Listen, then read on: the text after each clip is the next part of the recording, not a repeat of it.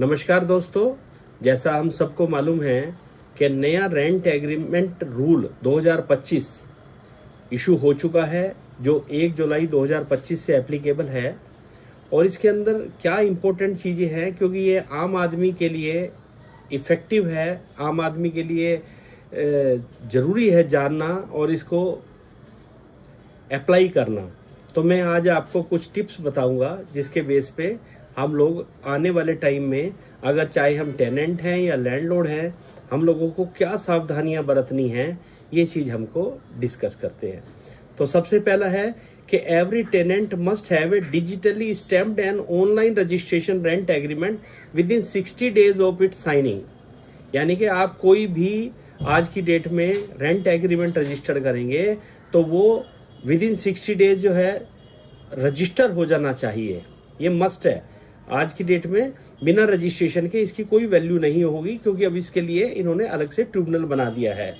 दूसरा है, if someone rents a house they can not charge A security deposit for more than 2 months in case of residential and more than 6 months in case of commercial.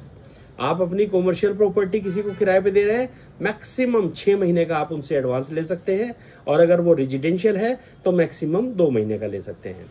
तीसरा point है कि अगर आप rent agreement को registration नहीं कराते हैं तो 5,000 रुपए की आपको पेनल्टी लगेगी, और ये डिपेंड अपॉन द स्टेट करेगा कि वो अपने यहाँ क्या करते हैं। वैसे जनरली जो इसकी पेनल्टी क्लोज है वो 5,000 रुपीज की पर एग्रीमेंट है। The rent can be changed only after completion of 12 months and after giving 90 days written notice by the landlord। अगर आपने कोई रेंट एग्रीमेंट किया है और आप उसे चेंज करना चाहते हैं तो पहली बात तो 12 महीने के बाद चेंज होगा। 12 विद इन ईयर आप नहीं चेंज कर सकते, और अगर आपको चेंज करना भी है तो आपको 90 डेज का नोटिस देना है। लेकिन इसके अंदर हम ये सावधानी बरत सकते हैं, अगर आपका रेंट एग्रीमेंट लंबे टाइम के लिए हुआ है तो चूंकि 90 डेज का नोटिस है तो मैं इसमें क्लोज डाल सकता हूं कि भाई हर साल मेरा इतना इंक्रीज होगा, या 2 साल बाद इतना होगा, या 3 साल बाद इतना होगा। तो एक तरह से वो प्री नोटिस ही माना जाएगा। तो आपको इस चीज को भी मेंशन करना है कि आपने अगर रेंट बढ़ाना है तो अगर आपका 12 ही महीने का एग्रीमेंट है तो आपको पहले नोटिस देना है, फिर आप उसे बढ़ा सकते हैं। और वो जो नोटिस है आपका वो 90 डेज का होना चाहिए, यानी कि 3 महीने का एडवांस नोटिस होना चाहिए, नहीं तो आप किराया नहीं बढ़ा सकते। नेक्स्ट 5वां नंबर पॉइंट ये कहता है, if necessary repair are reported the landlord is legally required to complete them within 30 days, otherwise the rent can adjust the cost against the rent. बिल्कुल जायज बात है।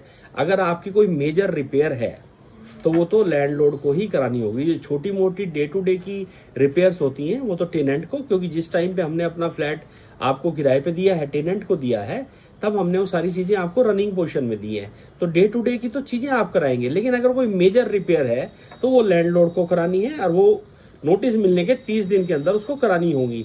ये नहीं कि उसको वो लटकाए रखे। 6 पॉइंट है, before coming to inspect the rented house और property the landlord must give written notice at least 24 hours in advance. आप अगर अपने घर को देखना चाहते हैं कि ठीक है कहीं कोई गड़बड़ तो नहीं है, विजिट करना चाहते हैं, तो 24 घंटे का रिटन एडवांस नोटिस आपको देना है। और ऐसा नहीं है कि भाई वो नोटिस आपको स्पीड पोस्ट से भेजना है, आप SMS से, व्हाट्सएप से, ईमेल से भी सामने वाले को इन्फॉर्म कर सकते हैं, या फोन करके भी कह सकते हैं कि I want to visit and see the property, तो वो आप कर सकते हैं। नेक्स्ट वो कहता है कि eviction from rent will be permitted only by order of the rent tribunal and only on legally specified grounds. The landlord cannot do this his own। आप अपनी मर्जी से लैंडलॉर्ड होने के नाते टेनेंट से जल्दी से प्रॉपर्टी खाली नहीं करा सकते। कुछ कारण हैं जिसके तहत आप करा भी सकते हैं। रेंट ट्रिब्यूनल बनी हुई है, उसमें इन्होंने 5 रीजंस दिए हैं जो मैं आपको बताता हूं। पहला है non payment of rent.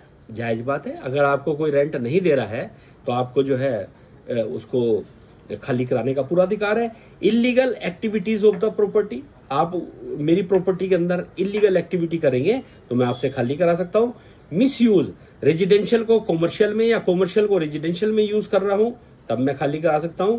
Damage to property structure, आप कोई ऐसा अंदर छेड़छाड़ कर रहे हैं विदाउट माई परमिशन तो मैं खाली करा सकता हूं। और breach of terms of rent agreement, जो हमने रेंट एग्रीमेंट अपना बनाया है अगर आप उसकी शर्तों को पूरा नहीं करेंगे तब भी आप से लैंडलॉर्ड खाली करा सकता है। 8वां पॉइंट है the rent tribunal is required to adjudicate tenancy dispute within 60 days from the date of filing including dispute regarding eviction of a tenant.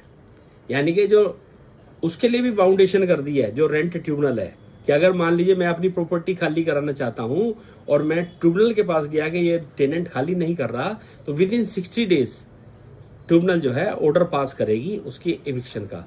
Tenant will have to get police verification done before living in the rented property.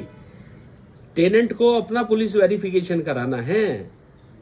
हालांकि landlord लोग भी intimation देते हैं police department को, लेकिन tenant को भी अपना पुलिस वेरिफिकेशन कराना है ताकि कल को कोई डिस्प्यूट ना आए। Any form of forced eviction, intimidation and disconnectivity of electricity और water connections are punishable in law.